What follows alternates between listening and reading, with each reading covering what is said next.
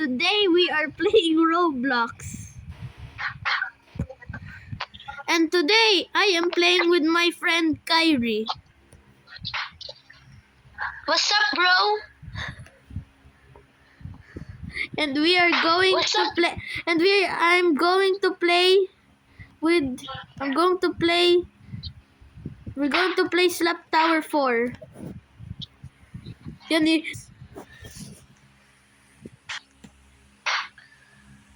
And these little kids are so annoying in these games. And I know absolutely. Look at this.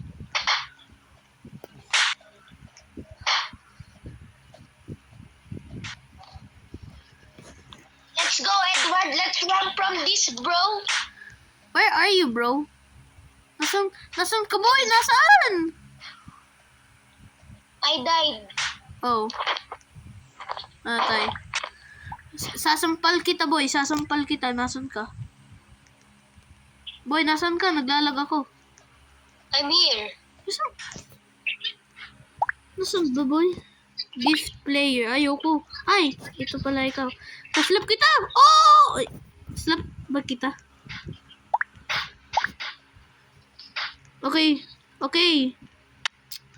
We are going to slap these children. And we are just 10-year-olds or 9-year-olds playing. So let's slap these children out of their minds. Yes, let's go, bro. These kids are so annoying. I died. Help him. These little kids are so annoying that they will do anything just to slap us off.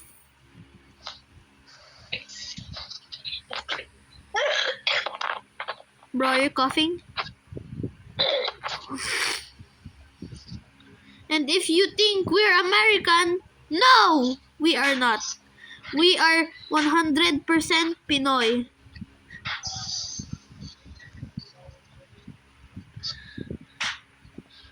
Hey, Kyrie. Oh, bakit? Kakatawa ka. Boy. Nasaan ka, boy? Yung babae ka sinasampal ikaw. Oo. Ay, nakakaano yung siya. Hayain na. Team natin para magalit siya. Nasaan? Yun. Sino ba ikaw? Ako si Erin. Oh, oo nga. Sino ba? Kala ko ikaw yan eh.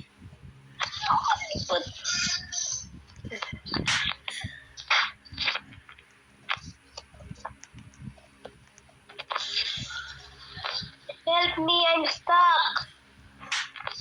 Where? Yeah. I'm stuck.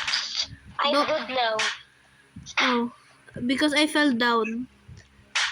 Okay, this is the video. This is the end. I hope you don't like and subscribe. Bye!